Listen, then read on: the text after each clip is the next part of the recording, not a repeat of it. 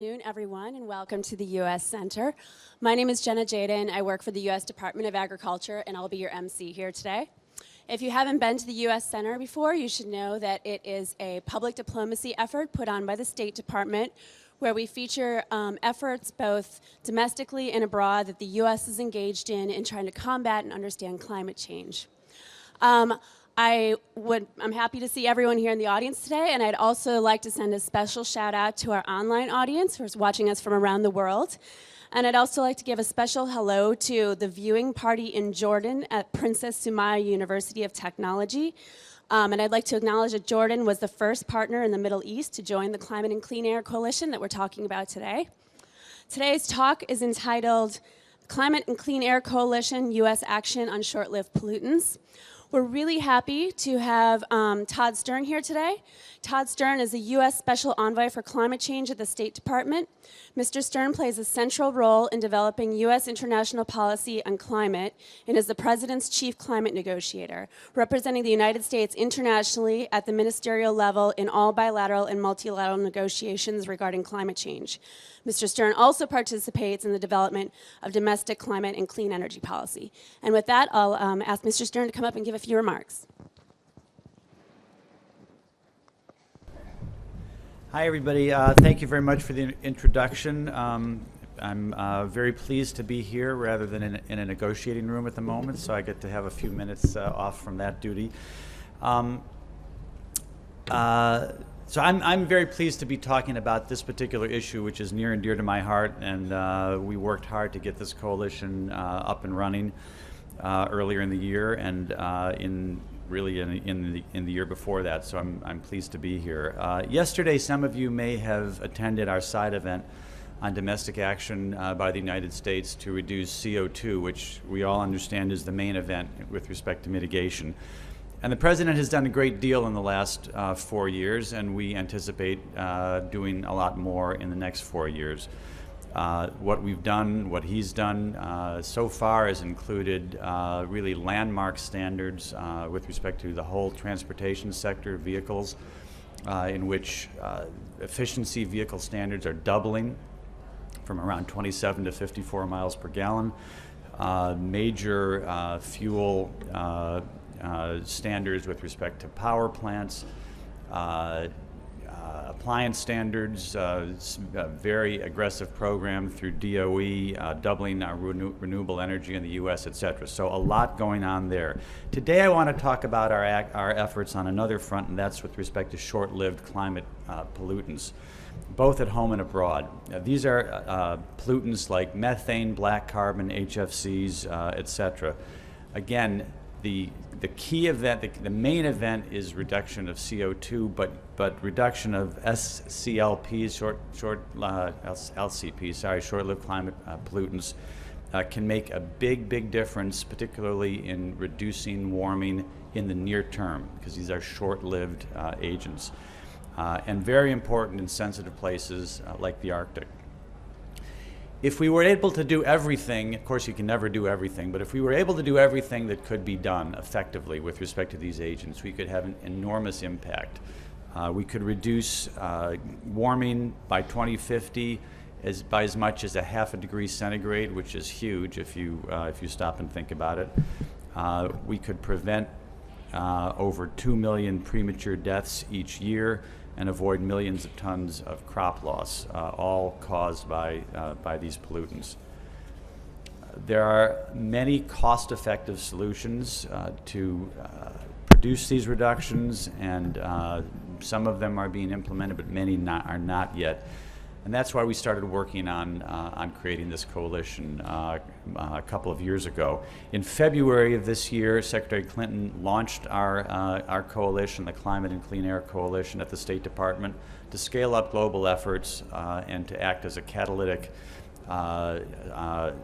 effort to produce these reductions. In 9 months, we've grown from initial six countries to 26 partners, including several non-country partners like the World Bank, UNEP, and others. We've launched and are implementing initiatives with respect to all three of the main pollutants focused on the oil and gas sector, solid waste, and alternative technologies to HFCs.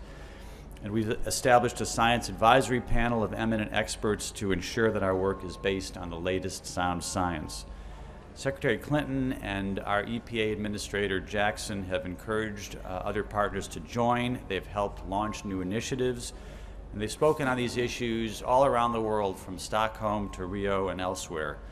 And EPA is providing an absolutely invaluable foundational support to the coalition. EPA is a real repository of expertise on these issues in the U.S. government and has been working on them in one way or another for many years now. So this is the effort that we're driving internationally. If anybody had asked me back in February what we were going to have accomplished this year and told me we were going to be gone, we will have gone from 6 to 26 partners. We will have somewhere between $15 and $20 million raised. We would have a secretariat in Paris run by UNEP and 6 or 7 important initiatives launched. I would have said, you've got a deal. That's a great first year. So we are off to a very good start. There's a lot more that can be done, and there's a lot more that's going to get done. At home, we are also acting, from new air quality standards to phasing down HFCs to working with farms to harness methane. The U.S. is providing examples of both voluntary and regulatory action on the SLCP front. I am going to turn things over to my colleagues here to provide more details. We look forward to continuing to work both at home and abroad in this area. It's a genuine win-win opportunity, and we're going to be pursuing it aggressively as we go forward. I now actually do have to go back to those negotiating rooms, so I'm going to leave you in the good hands of my colleagues. Thank you for coming, and I'm going to turn this over to Maurice. Okay, thanks.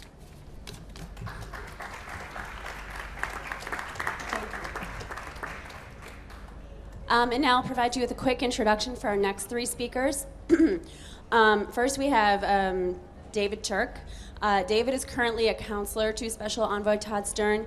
He is playing point for the U.S. government on the Climate and Clean Air Coalition, and he also assists the Special Envoy on a variety of other climate-related issues.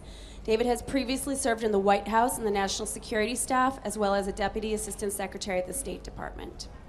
Then we have Maurice Lefranc.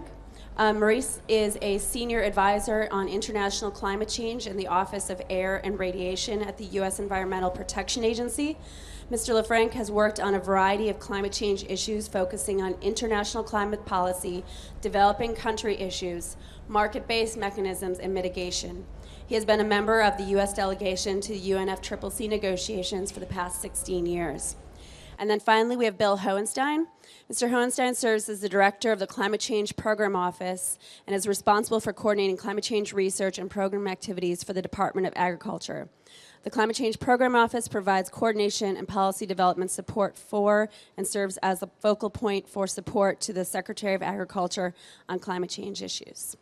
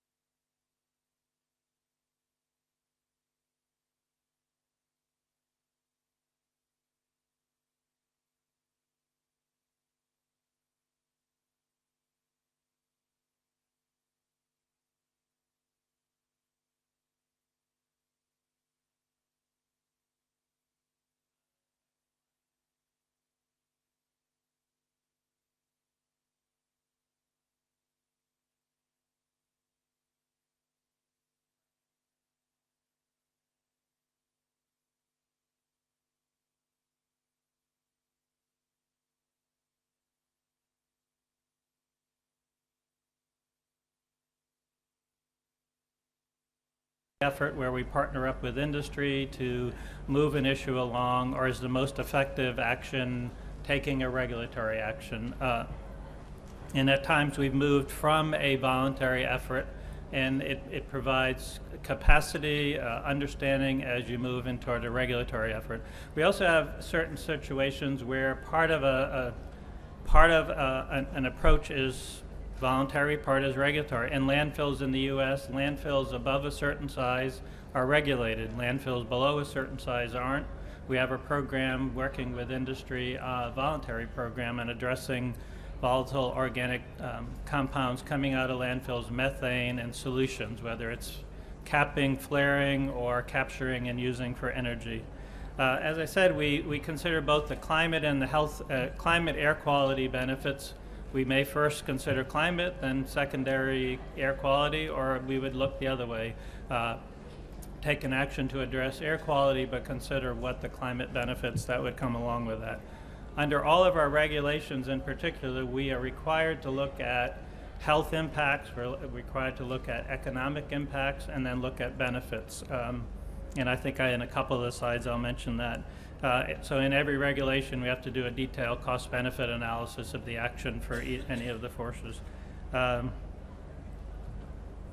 Lastly, before I get started, we do significant analysis. So for any regulation, as I said, we have to do significant analysis. But we also have an Office of Research and Development, which gets at some of the basic science. A lot of work being done right now on black carbon because there's a lot less known about black carbon and how it plays out in different sources and sectors, but also work in other places. I don't have a slide which gives you a website at the end, but I think anything that I'm talking about, or you could Google or just go to the EPA website and find, or we can talk about it in questions. So I'm going to go get started. So I'm going to walk through some examples. I'm not going to walk through everything that we do on any of these forces, but I'm going to highlight a few things, both first domestic, then I'll highlight two programs which started as domestic programs and have evolved out to international programs, and then I'll very briefly at the end talk about 4 of the initiatives that are under the Climate and Clean Air Coalition that we play a large part in. So back in 2009, Congress asked EPA to do a report and look at black carbon, so everything from looking at sources to looking at impacts to looking at costs to looking at benefits. We completed the report and just this past year, and there's a citation for where it's available. It might look silly that it says the first part of the report was to define black carbon, but it is an issue to understand, what part of black carbon is warming, what part is cooling, how does it play out technically. We looked again at the health and environmental benefits of looking at the science and see what it says there. And we looked at data not only domestically, although it was Congress asking for the report, we looked at data domestically and internationally. And we actually have pretty good data on inventory type data on black carbon from around the world. We looked at 4 sources. You can see mobile, stationary, cooking and heating, and then biomass burning. And again, it looked, as I said before, we looked not only at the climate benefit, but health and environment, which we're required to do under Clean Air Act. So the key message is that you can get significant near-term climate benefits, and as Todd said, it goes hand in hand with still pursuing actively carbon dioxide. And again, we look not only at a climate benefit, but what are the additional health and other environmental benefits, the co-benefits, and they are large. They're very large, and it's something that when you're trying to pursue this internationally, in many cases, the health and the other environmental benefits are a much more convincing argument to move forward. And there are, again, the report shows that there are control technologies available in a number of places, and our emissions have been declining, and you'll see in some of the things I talk about perhaps reasons why. So I'm going to walk through just very quickly, and I'm not going to read everything on these slides, but we're required to revise the air quality standard for particulate matter, which brings in black carbon. There are significant health impacts from black carbon, fine particles coming from vehicles, smokestacks, and power plants. coarse particles, dust, ag operations, construction, etc. We have existing rules that have addressed particularly matter from diesel from vehicles and power plants and stationary diesel engines. And this is one place in the Climate and Clean Air Coalition that we haven't pursued the stationary diesel sources, but we've been approached by a number, particularly African countries, which have an astounding number of stationary gen sets in the country. So we've proposed to move our standard from 12 micrograms from 15 down to 12 or 13, and then retain the other. And I'm not going to go into a lot of detail. If you want further information, I'm happy to talk to you after and connect you. Again, heavy-duty vehicles. We have both a voluntary program. There's a diesel program where we provide, I think it's been up to $500 million to diesel, either individual operators or transportation companies to put on particulate filters or operational changes, etc. And we also now have a regulatory program where we're looking at emissions from semi-trucks to large pickup trucks and vans. This is the first phase. We're now thinking about what we would do with the second phase, as we did with the light-duty vehicle. You get benefits from CO2, but you have ambient concentrations that are of PM and ozone that are also reduced, which are important for health. Again, you can see the monetary benefits of 1.3 to 4.2 billion by 2030. And again, this is part of our regulation where we have to look at the benefits. And you can see the number of combined efforts are reducing by about 76 million metric tons of CO2.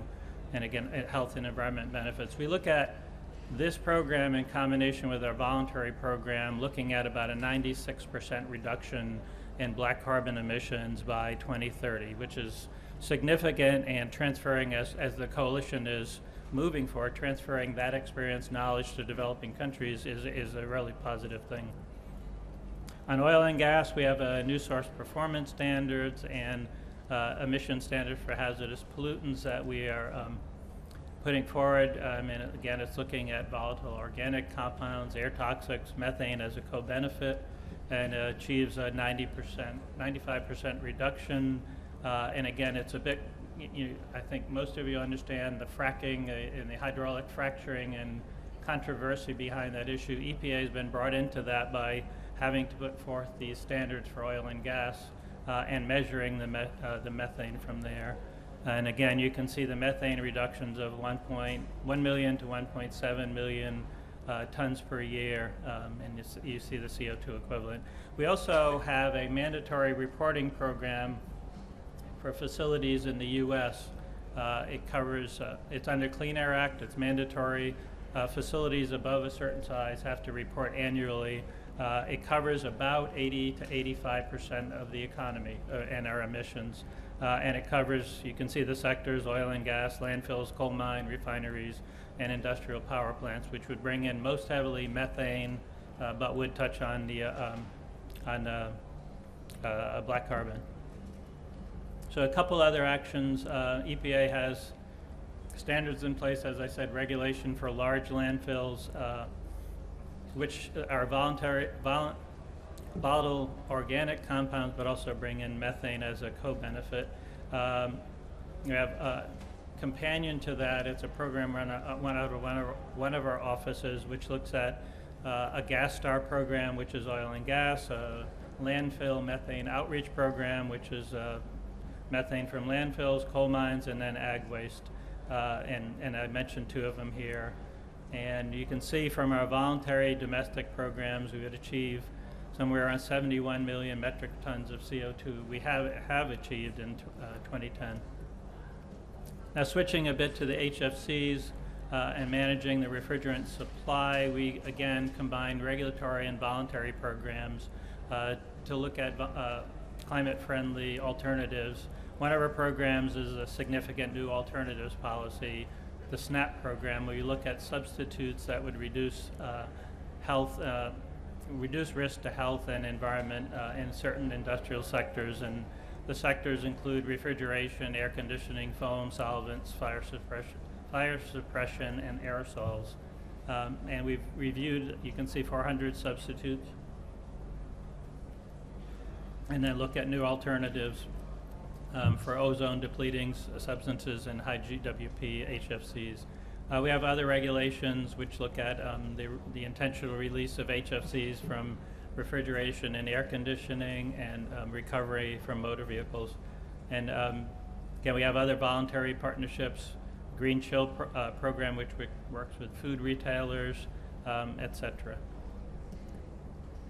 So I'm going to switch a bit now to programs that evolved out of our domestic voluntary programs and moved out into international technical assistance, capacity building, working on a project basis, bringing projects in developing countries sort of up to about the sort of through the pre-feasibility stages. And this is a program called the Global Methane Initiative. It used to be called the Methane to Markets Program. It's voluntary, multilateral partnership. It works with countries, works with industry, and it targets these 5 sectors. We brought in a couple just recently, but ag, coal mines, municipal solid waste, wastewater, and then oil and gas. And as you can see, we have 41 partner countries and the commission, and you can see the flags below. Again, we work heavily not only with countries, but bringing in industries, and have generated quite a few. Well, let's see the next slide. So again, it's bringing in capacity, technical assistance, and so we support work at over 700 project sites, annual reductions of around 39 million metric tons CO2 in 2011, and it's not only just environment, but it's energy co-benefit. So it would be working with someone on a landfill to bring energy from the methane, if that's the case. And so the people with Global Methane Initiative always put their commercial message at the bottom.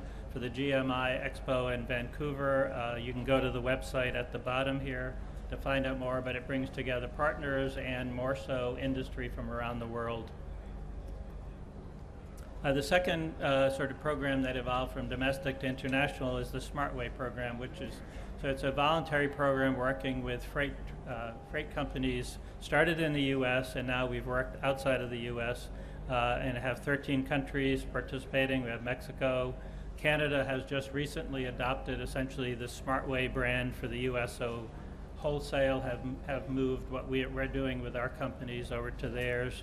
And you have other countries, I show them up here, which have taken the program design, not necessarily the branding or exactly all the elements, but the concept behind it. We've done work in the past and in continuing to support work, and you'll see when I talk about the work under the coalition, but working with partners, the bank, CAIAsia, to look at projects in China, and then there's a Green Freight Initiative in China. So I'm going to switch gears one more time and just very briefly mention 4 of the initiatives that are under the Climate and Clean Air Coalition, and these are initiatives that we've worked closely with State Department on the sort of the development of the initiative, and now we're heavily into the implementation phase and then moving towards scaling up each of these initiatives. There are places where we've worked traditionally, we have expertise, we have partners. For example, building on a lot of the work that the Global Methane Initiative did, bringing that forward. So the first is the diesel and looking at heavy-duty vehicles, looking at reducing black carbon from heavy-duty vehicles. The approach is threefold. One is building on SmartWay, is looking at the freight transportation supply chain, bringing in green freight and SmartWay programs.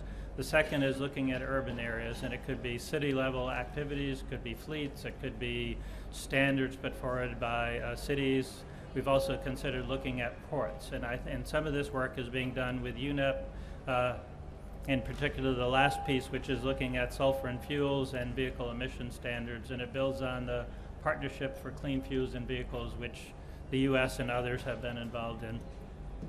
Second is oil and gas, and there are 2 people in the room who know way more about what's going on with this, and so I'll very quickly cover it, but again, it's looking at expanding what's been done in the voluntary market to look at near-term reductions of methane and black carbon from oil and gas operations.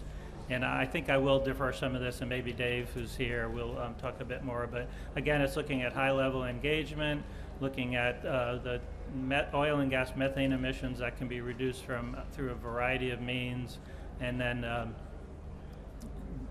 there's a high-level Climate and Clean Air Coalition meeting later this week where there'll be some action taken to, again, reach out high-level, scaling up, and that's the challenge for what we're doing. It's not trying to drill down to lots of projects, but how do you scale up and make a big change through this coalition? Again, municipal solid waste, and there is a person here who knows way more about this initiative than I do. But again, it's looking at the city level and looking broadly about municipal solid waste. It's not one aspect, it's not landfills, it's not flaring, it's not capping, it's looking broadly. And again, it's looking at cities, capacity building, tools and resources, and communication outreach. And in the bottom, you'll see where this is the first tranche of cities that would be addressed here. And then last, HFCs, and there actually is somebody in the back of the room who is very involved in some of this work. But again, it's looking at cooperative activities with government and industry and stakeholders to look at climate-friendly alternatives in the HFC realm and change the trajectory of growth. HFC's projection is to grow greatly over time, and so if you can address them now, you can start bending that curve a bit. There was a Bangkok Technology Conference that kicked this work off, and we're looking at doing inventories in 5 to 8 countries, and then looking at case studies to move further on this, and then looking at barriers that hinder bringing in alternatives. And I think that's where I am. Before I stop, I just wanted to recognize one person will speak, but another person in the audience. Dave Turk and Emily McGlynn, who's in the front row at State Department, have been instrumental in getting this moving. I think they both spend 28 hours a day on this thing, and if I counted up the number of emails I've got from them in the last year, I would, well, that I don't need to say more. But it's really a good effort, and EPA has been working really closely and has really enjoyed. And the challenge, as Dave might say, is how do you take things from a project level and scale up and make real change in these areas? So thank you very much.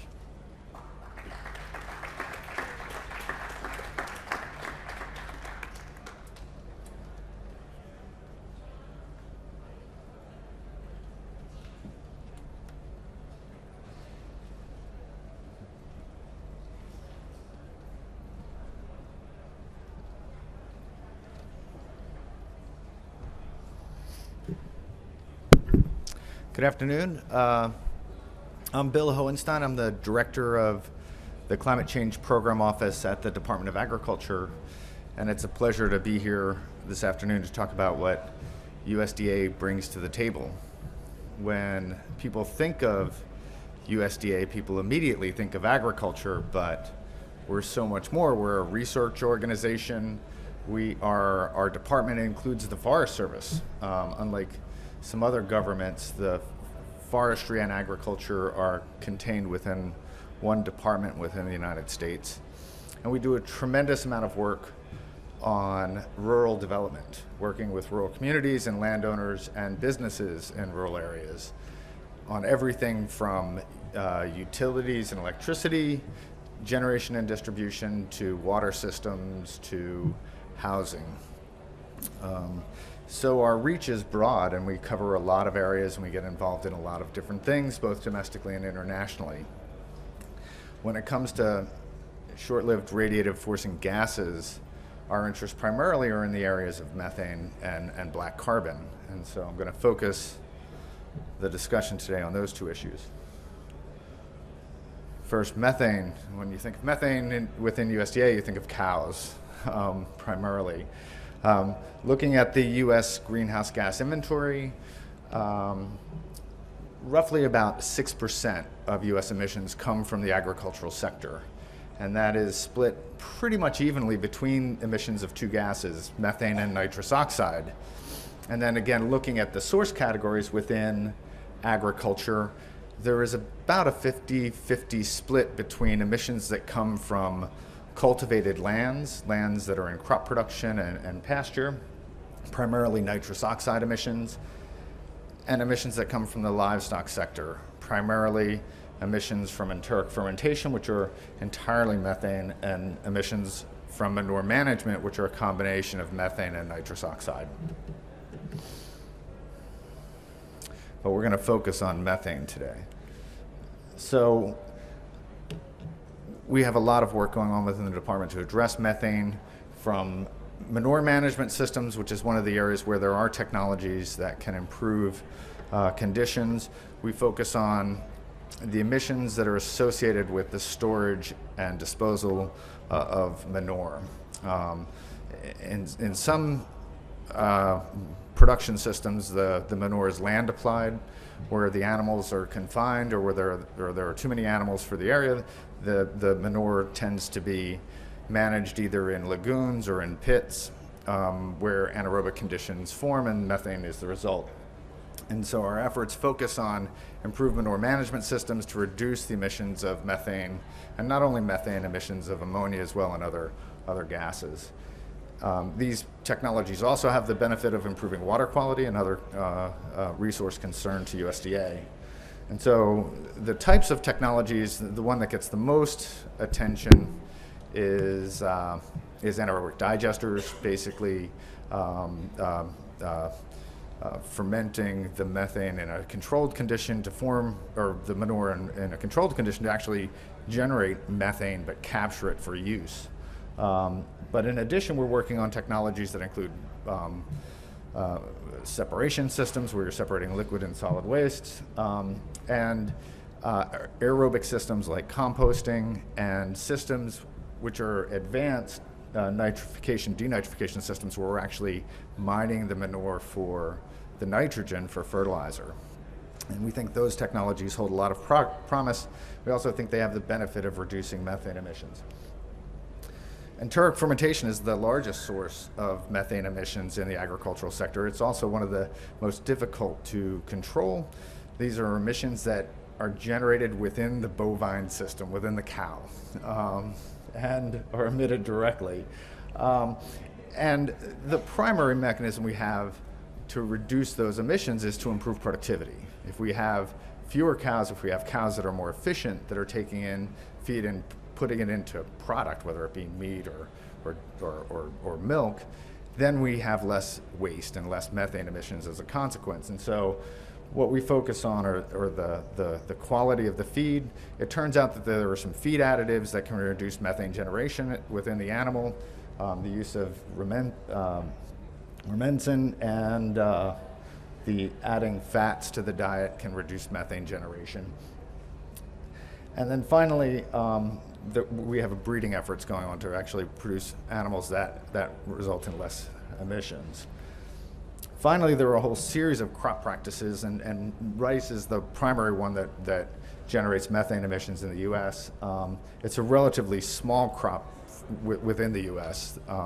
It's limited geographically, but we're working on cultivation technologies. There's quite a bit of interest in the state of California. In fact, they're generating a protocol for quantifying methane emissions from rice and emission reductions that they can use in their offset system. Those technologies primarily deal with water management, how to make sure that the conditions in the rice paddies are not anaerobic and there's not methane generation. That includes basically dry land systems and assessing when there's flooding, and also reducing the amount of residue that's left on the farm when there is flooding. There are trade-offs. In fact, one of the issues that we're dealing with in the state of California is that these rice paddies are important wintering areas for migratory waterfowl. And so to the extent we're draining them in the winter and we're changing that habitat, it could potentially impact waterfowl. And so, as with any of these systems, there are certainly unintended consequences potentially, and things that we'll need to consider as we move forward toward implementation. The types of support that we can provide farmers, research is actually quite important. We have a broad research effort, and in fact, research on climate change within USDA has doubled in the last 4 years, something we're quite proud of. We're also playing a part in a new international research alliance, the Global Research Alliance on Agricultural Greenhouse Gases. We were a founding member along with New Zealand. We now have over 30 international partners in a very robust effort focused on rice, cropping systems, livestock systems, and greenhouse gas accounting. What we've done within USDA is we've put within each of our scientists that are working in this area as part of their performance requirements that they participate in the GRA. And so the results that we have from our domestic research, our researchers are getting an incentive to participate in this international alliance and bring their research forward internationally. We're also doing that with our grantees as well. We do a lot of research. We fund a lot of research through the university system. When it comes to supporting farmers, we provide a lot of technical assistance. We have a history of providing extension, university-based extension. In fact, that system is a model for many other countries. It's been quite effective. We also work with technical service providers to provide support to farmers on conservation through the Natural Resource Conservation Service. We provide financial support for implementing conservation practices on the ground, working in partnership with the farmers through programs like the Environmental Quality Incentives Program and the Conservation Innovation Grants Program. And then finally, with regard to these methane digesters, because we generate energy as a byproduct of these systems, much of the funding comes through our renewable energy portfolio. And in fact, we have a whole series of programs across the department that can be used to finance or provide financial support, whether it be through loans or loan guarantees for the installation of anaerobic digesters.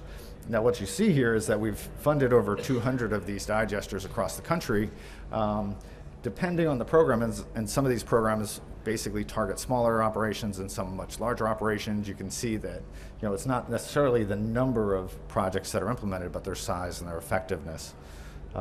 We think we've reduced methane emissions by about 2 million tons per year just through our efforts to promote digesters in the US. I'd like to turn now to black carbon and our efforts there, primarily focusing on our cooperative work with the government of Russia. Black carbon is a byproduct of open biomass burning, a significant issue in Russia. Our efforts focus on improving information, the models and data that are used within the Russian government, cooperating technically on how to manage wildfires in the forest systems and in agricultural burning, and to evaluate and assess options that are available to farmers in the region. We have extensive efforts underway working with the government of Russia to quantify the emissions of black carbon from fires, to map those emissions, because black carbon the issue is the transport of the black carbon to the Arctic, where it is deposited and changes the albedo. And so it's a fate and transport issue when it comes to black carbon. And we work on when the emissions occur and where they end up. So you can see there's extensive burning in Russia. This is a map of the fires that existed across the region in 2010.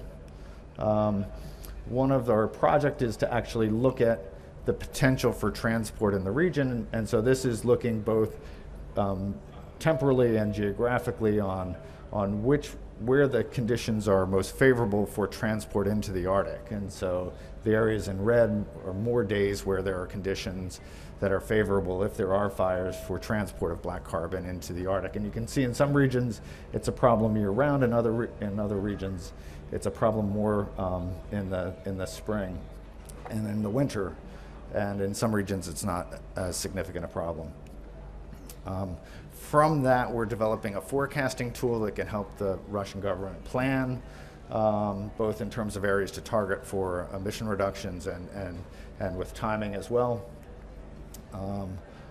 technical cooperation is primarily done through two agencies. The Forest Service is working closely with forestry, government forestry agencies within Russia. We have pilot projects working with aerial tracking, and we're also working with their agricultural agencies to develop options for farmers to reduce black carbon. Biomass burning in agricultural systems in Russia is primarily done to reduce disease and pests. Believe it or not, ticks are a significant issue in farm fields in Russia, and burning can reduce tick populations. It's a source of encephalitis in Russia. And then it also frees up nutrients as well. And so those are the issues that we need to work with Russian farmers on and solve those problems so they can reduce burning. As I mentioned, our Forest Service is working with their Aerial Forest Fire Center, and our technical cooperation on the agricultural side is primarily exchange of scientists and working with them on outreach and communications. So why don't I stop there and turn things over to David? And are we now going to take questions, or? Okay, great.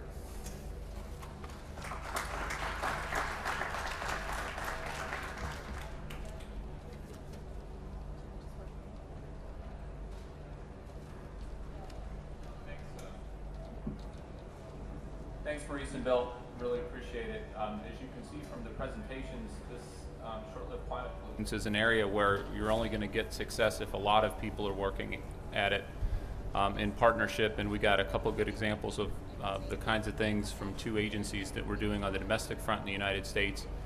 Internationally, as Todd said at the outset, we've got the Climate and Clean Air Coalition. That is a true partnership. Some of those partners are here in the audience.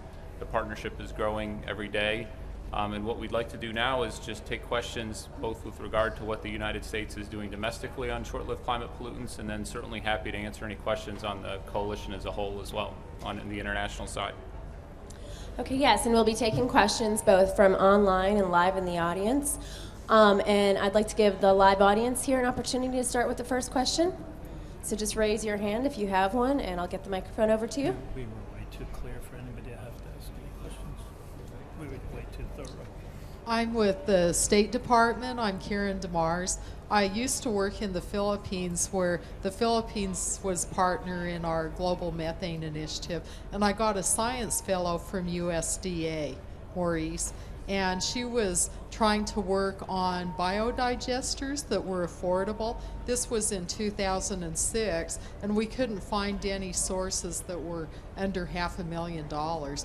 How affordable are biodigesters now, and how can developing countries use that technology? Yeah, that may be more of a question for me. Yeah. Although I'd be happy to let Maurice answer. We work together well. Well, what's interesting, and maybe not a well-known fact, the country that has more biodigesters than any is China. And they happen to be small, almost residential scale digesters. They're used to generate fuel for cooking, and they generally tend to be pretty low-tech operations. And so when you look at how digesters are applied globally, there are a lot of low-tech digesters where the issue isn't so much methane capture, but the leaking of methane from those systems. Digesters within the U.S. system tend to be large and pretty expensive operations. There's the digester component, and then there's also sort of the energy generation if you're combining it with an electric system, a generation system. And that is a barrier. The cost of these systems is a barrier. And as a consequence, we've tended to find that they're more feasible for pretty significantly sized operations. But when you think about globally, there are other systems out there that aren't widely used within the U.S. and may not be applicable to U.S. agriculture, but are being used in countries like Vietnam and China in the region. There are bag digesters that are sort of tubular systems. There are a lot of different systems out there. Yeah, just to follow on, Bill, is that part of the Global Methane Initiative is to work at scale, and as Bill said, we have people from the Global Methane Initiative working in Vietnam on very small operations. So I think, you know, as Bill said, it's sort of a scale issue. Okay, our second question is, I'm going to give a chance for someone online to ask a question, and that is, does CCAC assign specific countries to start its mission implementation, and will developing countries be last? Thanks. I'll take that question and appreciate the interest. The CCAC is a voluntary international organization. It's countries, it's international organizations, it's non-governmental organizations, and certainly the private sector as well. Countries volunteer to participate in the coalition. We're now up to, as Todd mentioned at the outset, 26 countries and roughly 45 or so total partners, which is an incredible growth from where we started just this past February, where we had 6 country partners and 1 non-country partner. So if a country or an NGO or private sector is interested in participating, we can certainly provide information. There's also a website that's quite helpful and has more and more information all the time. That website is www.unep.org/CCAC. But certainly look on the website, ask other current CCAC partners. We've got a secretariat as well for more information on it. It currently consists of a whole range of countries across the world, developed countries, developing countries. We've got an incredibly good mix of countries, and it's a very action-oriented coalition focused on real-world results. This is a coalition where we all get together, we support each other. If we've got someone doing something good, like, you know, we've got some great examples from the U.S. of progress that we've made domestically, we try to share those examples, and other countries can benefit from that. Likewise, if Bangladesh is doing something terrific on rice parboiling, then those lessons can be learned and shared elsewhere. So it's a very supportive, action-oriented coalition. Question here in front. So thank you very much for very interesting and excellent presentations. My name is Masazumi Hirono from the Japan Gas Association in Tokyo. So now a number of developing countries' names were raised. So I'd like to know as to your idea or the possibility of taking these cooperation on the table of the multilateral frameworks, such as the APEC or something. No, thanks for the question. I'll answer it, and Maurice, if you've got some thoughts on that front as well. Through the coalition, we're working globally. We're also working regionally. One of the more exciting things we've done this year is to have a series of regional workshops. We had one that Ghana hosted a couple months ago. Most recently, Colombia hosted one for the Latin American region, and there's actually one in the Asian region coming up in early next year, which is quite exciting. So we also, it's a coalition that is coming into this space recently, and there's a lot of other international organizations, bilateral relationships, all sorts of efforts related to these areas. And because this is both climate and clean air, it's the climate, it's the health, it's the agricultural productivity. So there's a lot of entities and efforts already existing. One of the things we're very conscious of from the coalition is how can we work with other international organizations? How can we work with others working in this area so that we don't reinvent the wheel, but we build up, we scale up, we help support efforts by others. There's a terrific effort that a lot of countries are part of, the Global Alliance on Clean Cook Stoves, for example, that is very much focused on black carbon and health benefits there. The Alliance is part of the coalition, and we're working to try to figure out what the coalition can do to add on to those efforts. So the particular organizations, the best thing to do is to contact the coalition and let's start a dialogue and figure out if there's something that can be done in that organization that's helpful. If there's some expertise among the coalition or its partners that's helpful to bring into another agency or entity, we can certainly do that as well. Okay, I know there were a bunch of questions in back. We'll maybe take 2 at a time this time. Thank you. First of all, I would like to thank the presentations. And I have one question. My name is Nado Tadel. I'm from Ethiopia. In the investment program, it says there is an advanced biofuel programs. So what is the role of these advanced biofuel programs in the CCAC? And what kinds of biofuel can you use? Because there is ethanol and biodiesel. Which kinds of biofuel can use for this program? Thank you. Okay, and we'll take one more. Sorry, Jean Shemnick at Greenwire, and I was wondering if there are what the barriers are to banning HFCs in the Montreal Protocol at this point, and how much of a focus that is for the administration and the State Department at the moment. No, thanks for both questions. Thanks for the question from our Ethiopian colleague here. It's incredibly exciting that Ethiopia just 2 days ago became a new partner of the coalition, and we're incredibly excited that Ethiopia is joining a lot of others in this effort. And we were just meeting actually earlier today with a colleague of yours from the Agriculture Department to see what we might be able to work on with Ethiopia in that segment. It's a new coalition, and so what we hope when new partners join the coalition, there's some new ideas about different sectors to work in the coalition to advance the objectives, whether it's biofuels or other things. The only criteria we have is it has to be short-lived climate pollutants. That's what the coalition's about. And it has to be something that we see an ability to scale up. We see an ability to have a big impact regionally on a particular country and globally to try to really reduce these short-lived climate pollutants as much as possible. So what we hope, whether it's Ethiopia or other country partners or other partners coming on, is bring your ideas, bring your technical expertise, bring your political capacity, diplomatic capacity.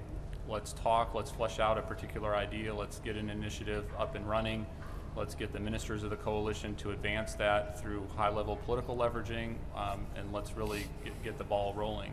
This is a coalition that we really want to support ideas, support participation, support action. The question on the Montreal Protocol, it's not an area of expertise personally. What I do know there are two things. One, the U.S. is certainly very supportive of the Montreal Protocol amendment on HFCs. There is an enormous opportunity to make a difference, including on the climate front in terms of the HFC growth, potential growth, and the ability to try to keep that in check as much as we can. And the Montreal Protocol is a terrific avenue and a record of success there in terms of the gigatons of CO2 equivalent that have been avoided and the potential there. We do have an HFC initiative that's very complementary to some efforts going on in the Montreal Protocol in the coalition as well, in the Climate and Clean Air Coalition, where we try to work with industry, phase down HFCs in a way that works for businesses, in a way that works for countries. We've got a technology forum coming up, our second one through the coalition later this month. That's quite exciting. This one focused on commercial refrigeration, but making a lot of tangible, again, on the ground progress action, which is what the coalition's all about. Maurice? Yeah, I mean, I think the example is the same people wearing multiple hats. So the same people who are doing the domestic work on HFCs are the same people who are negotiating at the Montreal Protocol, both EPA people and State Department people, and taking the amendment proposal very seriously, trying every way possible to advance that, modifying it as needed, moving forward. I personally know all of them at EPA, and they work very diligently trying to push this. And at the same time, as Dave said, they're the people who are advancing this slightly smaller component within the coalition, which is working with industry and other stakeholders and country partners to move sort of forward on HFCs from a different angle, but it's to address the HFC problem as effectively as we possibly can.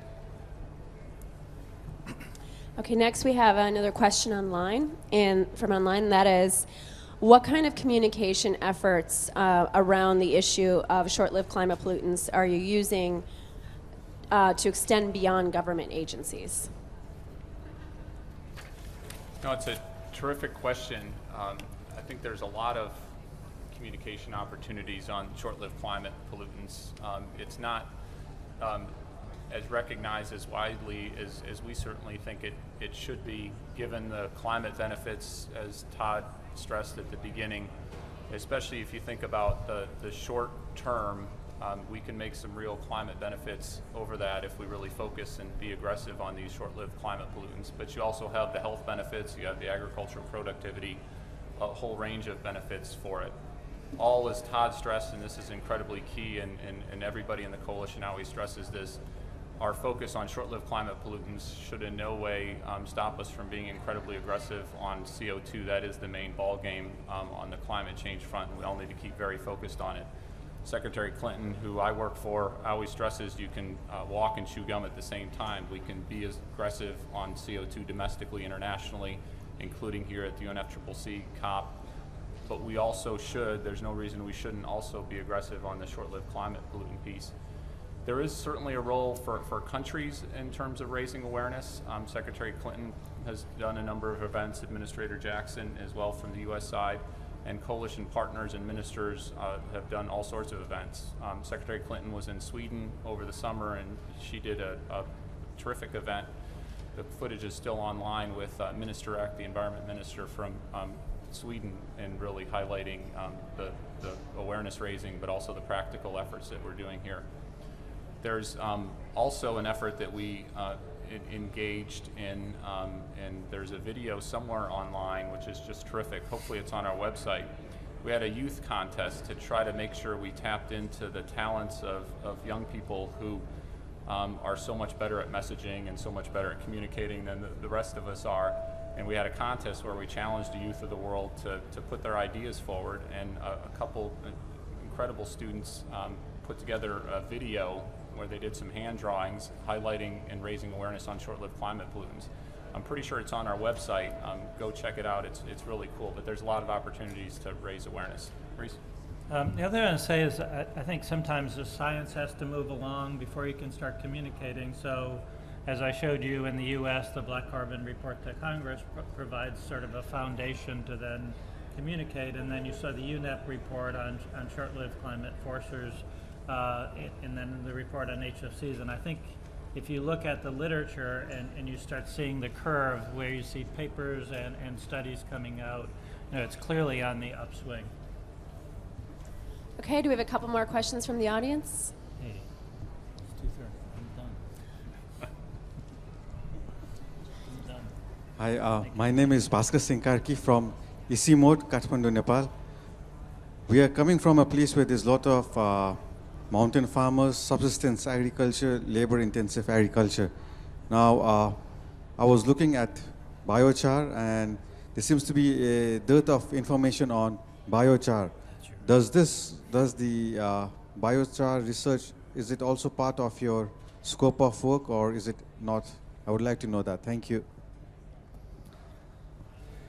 Sure. Well, certainly biochar is of significant interest to USDA. Biochar is a byproduct of biomass combustion in controlled systems. So biochar is produced through partial combustion of biomass.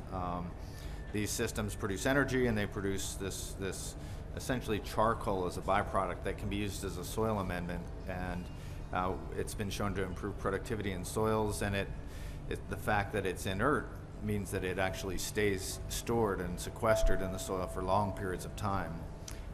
And significant amounts of biochar can be added to improve soil quality.